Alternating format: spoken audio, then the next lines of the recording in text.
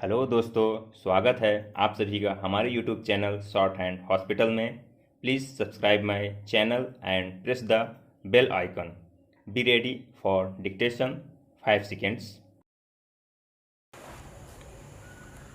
Start. अध्यक्ष महोदय, राजस्थान में जनता को बड़ी कठिनाई है। वहाँ सूखा पड़ा हुआ है, मवेशी मर रहे हैं।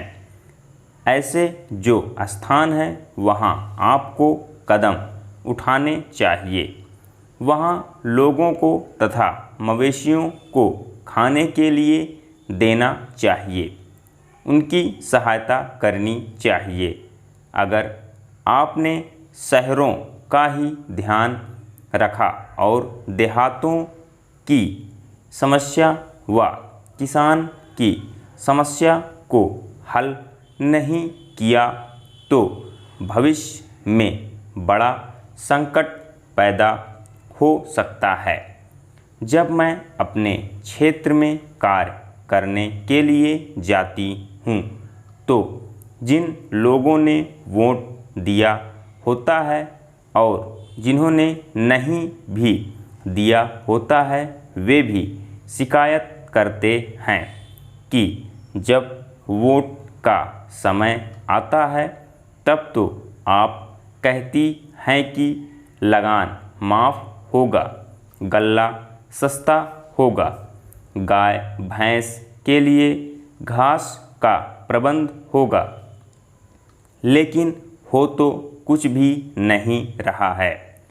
अंग्रेज़ों से जब हमने राज प्राप्त किया था उस समय नारा लगाते थे कि लगान माफ़ होगा, नहरें खोदी जाएंगी, गाय भैंस के लिए घास का इंतज़ाम किया जाएगा, लेकिन कुछ नहीं हुआ। लगान भी दुगना बढ़ गया है। जनता में इन सब बातों को लेकर बड़ा असंतोष है।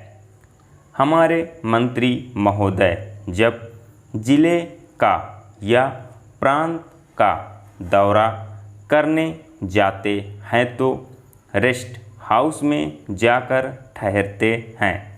देहातों में जाएं तो उनको असली हालत का पता चले, लेकिन वे तो रेस्ट हाउस में जाकर ठहरते हैं ताकि कहीं उनको लू न लग जाए। इसलिए मैं निवेदन करती हूँ कि उनको गाँव में जाना चाहिए।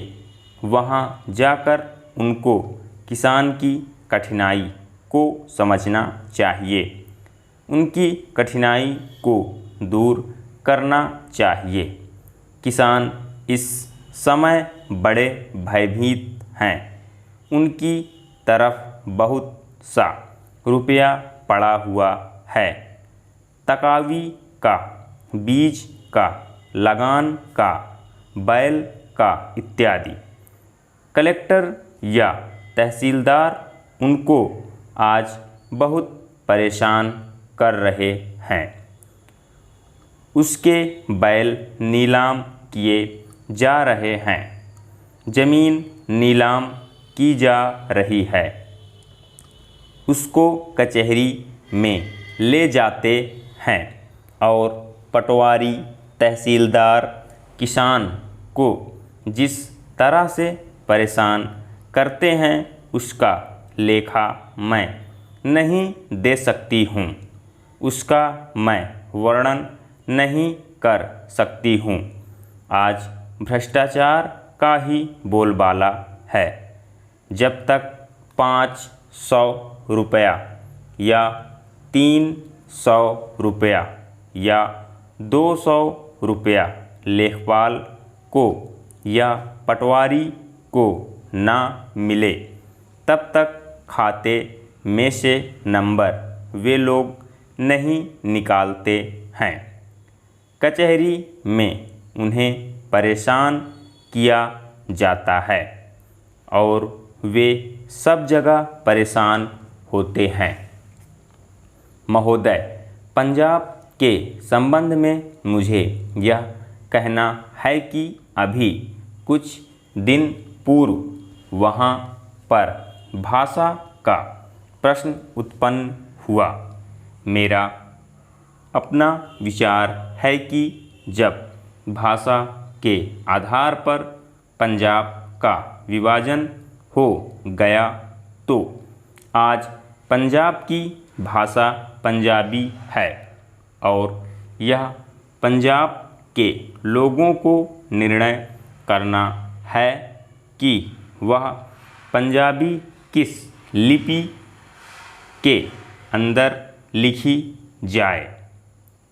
लेकिन एक बात मैं पंजाब की सरकार से आपके माध्यम से निवेदन करना चाहता हूँ कि जब तक पंजाब के अंदर 45% लोग इस प्रकार के हैं जो यह कहते हैं कि हमारी अपनी मातृभाषा हिंदी है, तो पंजाब की सरकार को अल्पसंख्यकों की भाषा को संरक्षण देने के नाम पर दूसरी भाषा के रूप में हिंदी को मानने में किसी प्रकार की कोई आपत्ति नहीं होनी चाहिए।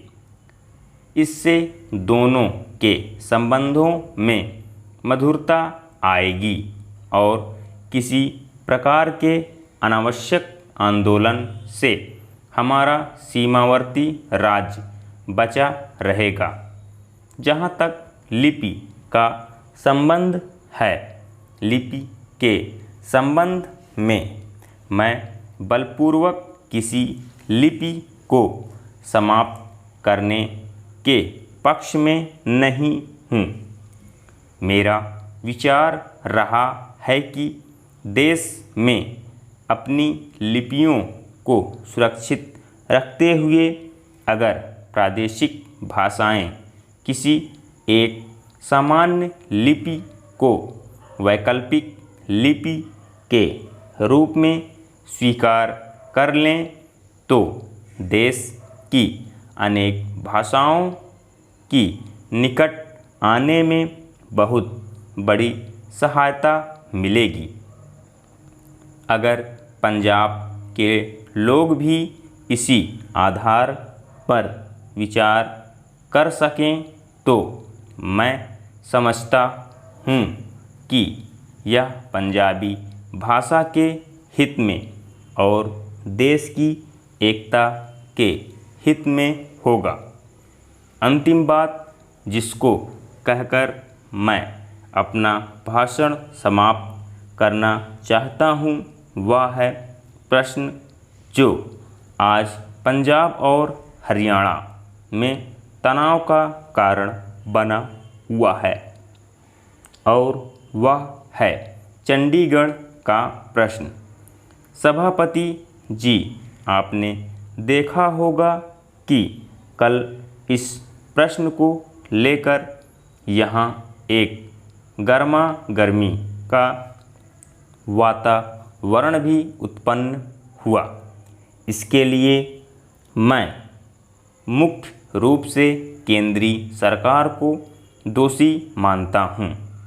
सरकार की अपनी आदत है कि जो इस प्रकार के विवादास्पद प्रश्न होते हैं उनको लंबा टालने की इसकी प्रवृत्ति बन गई है। सरकार सोचती है कि अगर कोई प्रश्न लंबा टाला जाएगा तो लोग भूल जाएंगे और अंत में तनाव स्वतः ही नहीं रहेगा।